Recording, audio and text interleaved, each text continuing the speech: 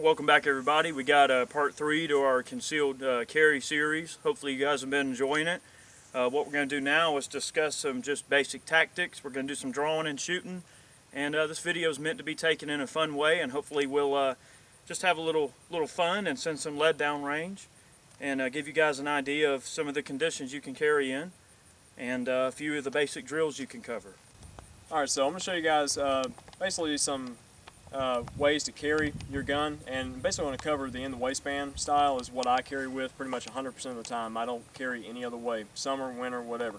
Right now, today, I'm carrying my Glock 38 in my CompTac C-Tac holster, and basically with these types of holsters, you want to wear certain clothing in order to accommodate the gun itself and just the weight of it. You want to wear a good quality belt. This is an 1.25 inch belt. It's a double layer, heavy stitch belt. It's not exactly a gun belt, but it does fit the bill, and it wasn't really expensive. It was about $30.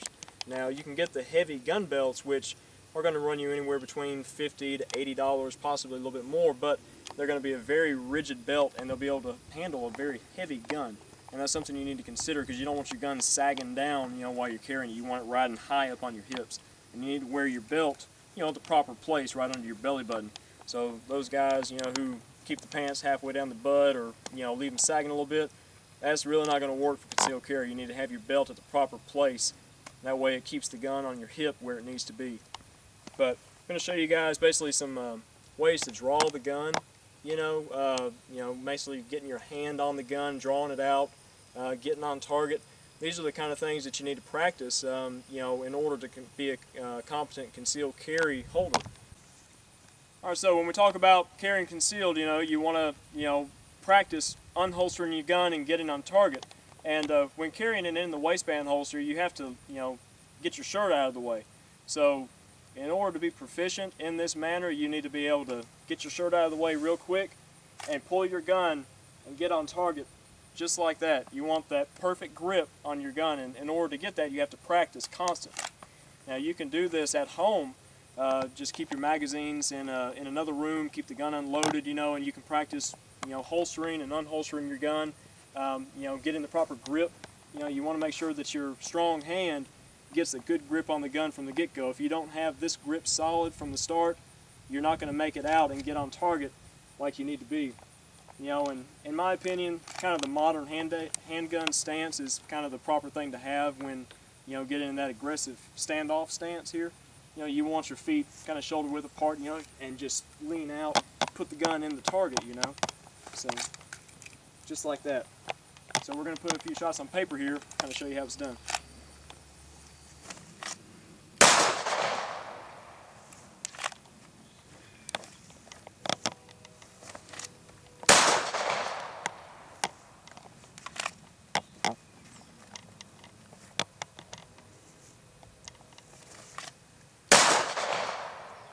Not bad.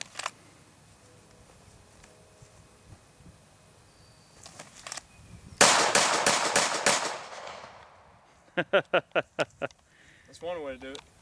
Alright, I'm going to show a little bit more of, I guess, your winter style carry, which would involve some type of an overcoat. I love carrying concealed during the winter because you have so much baggy clothes you can fit over. You can hide just about anything you want. And pretty much the same principle applies as what Chad just demonstrated. You sweep the coat out of the way, draw the gun, and get on target.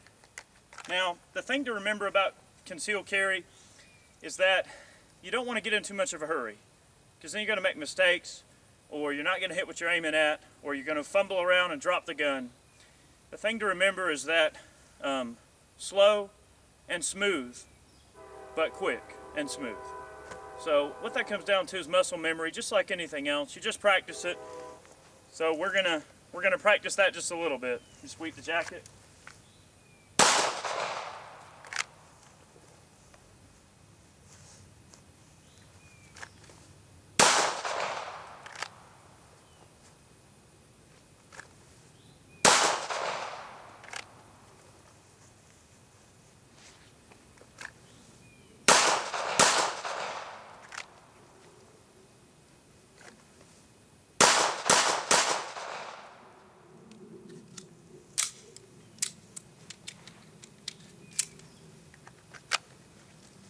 So that's definitely good enough to get you in the kill zone. I mean, you see that those shots there, definitely all in the black. That's where they need to be.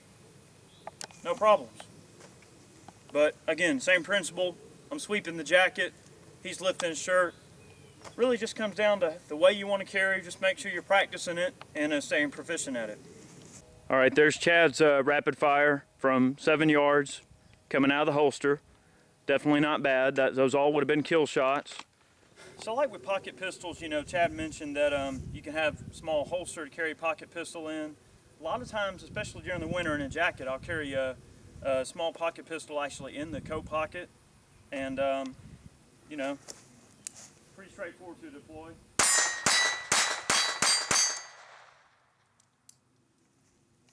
The nice thing about small caliber pocket pistols is they can generally be fired pretty quick. If you need to fire at something. All right, so I'm going to wrap a few into the gong here with my Glock 38.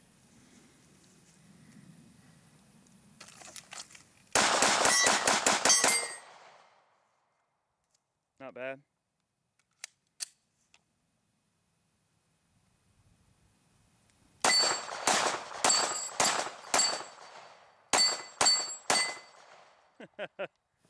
All right, I'm going to try drawing my 26 a little bit from Chad's same concealed rig. Let's see how that goes.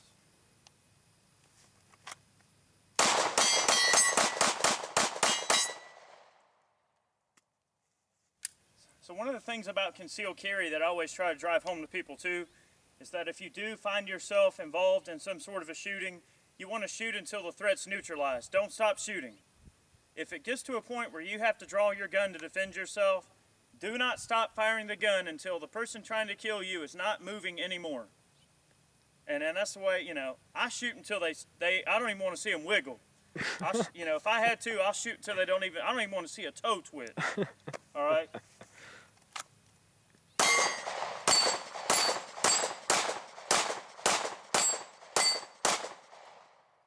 Not bad, I guess.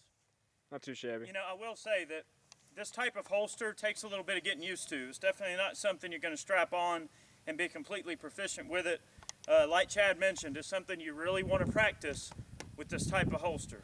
Now, me being in the gun industry, sometimes I'm a little bit jaded just because we carry open at the shop. So I'm not used to carrying deep concealed like Chad is in his daily life.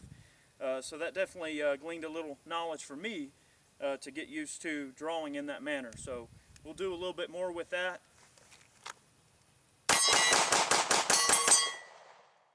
I've got Eric's 26 here. I'm going to pop a few shots with the big gong with it. See if I can get it out of the holster. It's little as it is.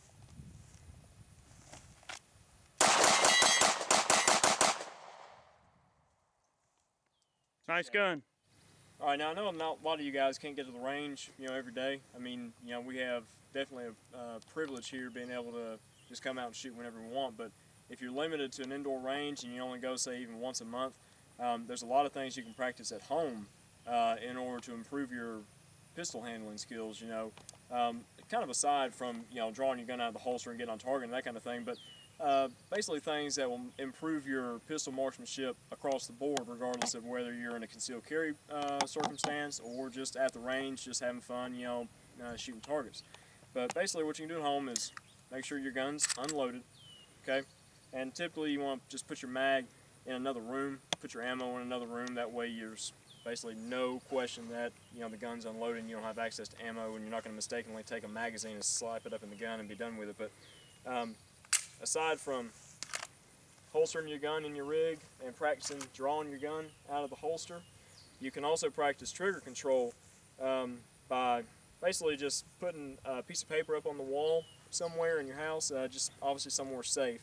But you can just aim at that point, very small point on the paper, you know, and put a black dot on it, and you can squeeze the trigger, and you can see if the gun cants down to the left or to the right. You know, that means you're squeezing the trigger, you know, or jerking the trigger, and, you know, you're setting the gun off a little bit, you know, canting it off in one direction or the other. That's what pulls shots downwards. Most people, if they're, you know, a new pistol shooter, they're going to pull their shots in a downward manner, and they're not going to really hit the center of the target. They're going to hit the lower part of it. But all that comes down to is trigger control. And when you're firing a gun, you want to use the tip of your finger, not the knuckle. A lot of people fire with their knuckle, but you want to use the tip of your finger there and just squeeze the trigger, just pull it straight back.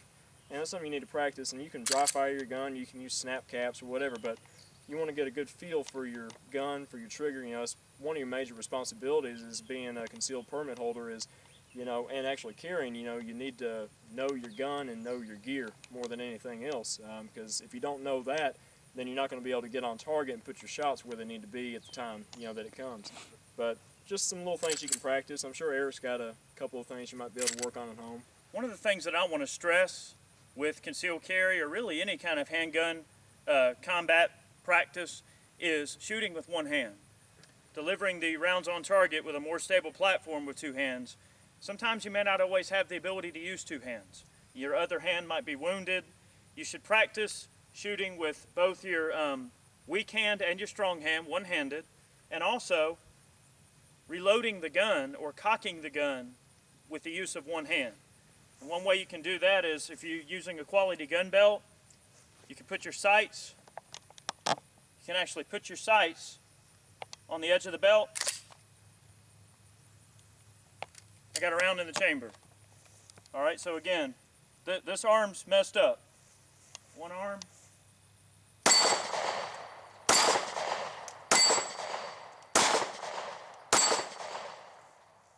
So that does the trick. Let me unload this gun.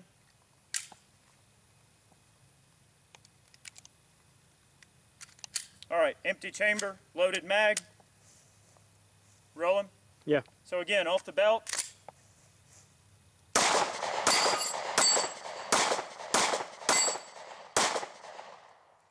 Definitely not as accurate, but at combat distances, those all would have been shots in the kill zone where they needed to be. Practice that with either arm, and you're definitely on your way to making sure you can stay alive in a handgun fight. It's something that we all hope we never have to do, and we all hope that we'll never have to draw our pistol in defense of life and liberty, but the likelihood of it having to happen, is definitely in the air. So it's important to make sure you keep your training up to par. This has definitely not been a comprehensive look at all the things you need to practice, but it should point you in the right direction. To elaborate just a little bit on what Chad was talking about with the dry fire drills, if you have a front sight post that's large enough, you can do what are called dime drills. You take a dime and set it on the front sight post.